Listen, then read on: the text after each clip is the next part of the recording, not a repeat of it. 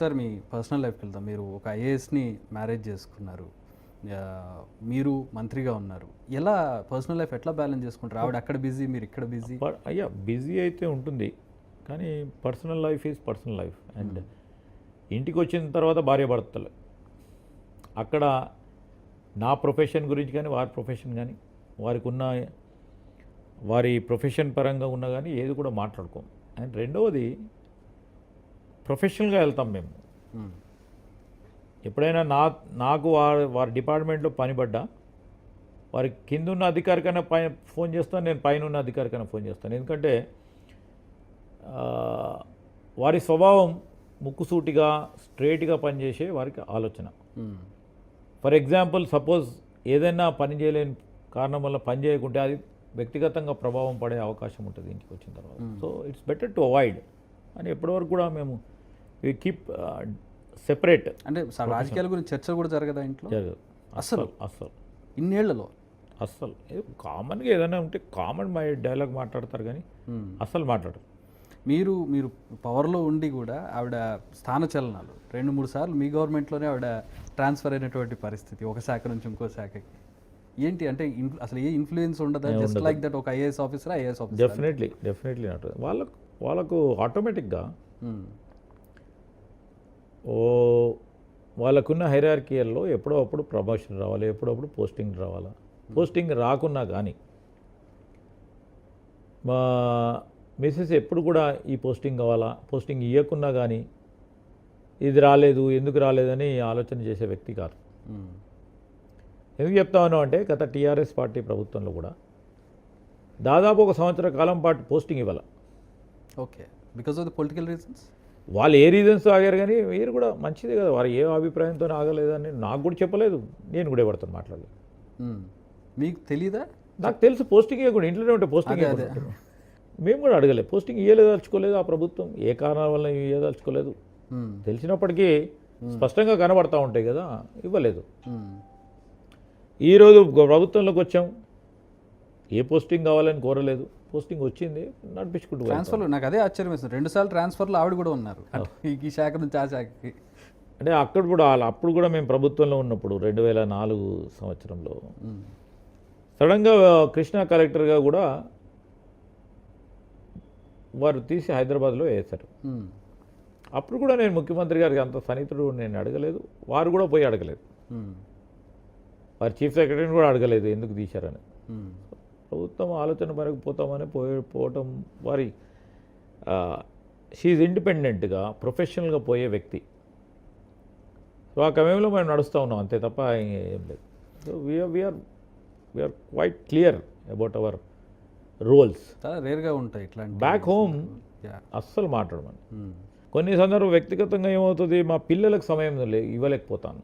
ఒక బాబు కదా మీకు? ఇద్దరు. ఓకే. పాప బాబు, పెద్దది పాప, చిన్నోడు వాడు. వారికి వ్యక్తిగతంగా టైం ఇవ్వలేకపోతాం, వారు బిజీ, నేను బిజీ. సో కుటుంబం సమయం దొరకదు. మనం దొరికిన కొద్ది సమయంలో వారితోని ఈరోజు పెద్దగా అయిపోయారు, వాళ్ళకి సమయం లేదు మాతో మాట్లాడేది. నిన్న ఏదో మూవీ ఈవెంట్లో చూశాను మీ. అవునండి. చూస్తుంటారు సినిమాలు లీజర్ టైంలో? లేదండి, అతను నిన్న పోయిన సినిమాకు సంబంధించిన హీరో మా ప్రాంతవాసి. ఓకే. చాలా దగ్గరగా నాకు చిన్ననాటి నుంచి కూడా అతన్ని ప్రోత్సాహం చేస్తూ ఉంటాము, వస్తే బాగా యాక్ట్ చేయని. సాగర్. అవును.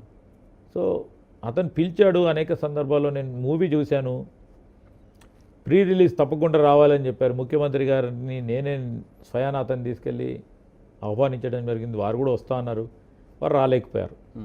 కానీ నా బాధ్యత, నన్ను నమ్ముకున్నాడు అతను, ఒక అన్నగా ట్రీట్ చేస్తాడు కనుక తప్పకుండా సమయం ఎక్కువ పడ్డా కానీ పోవటం జరిగింది.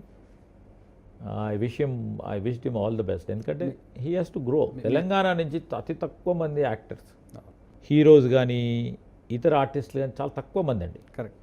ప్రత్యేకంగా ఈ సాగర్ ఏంటంటే కష్టపడి వచ్చాడు.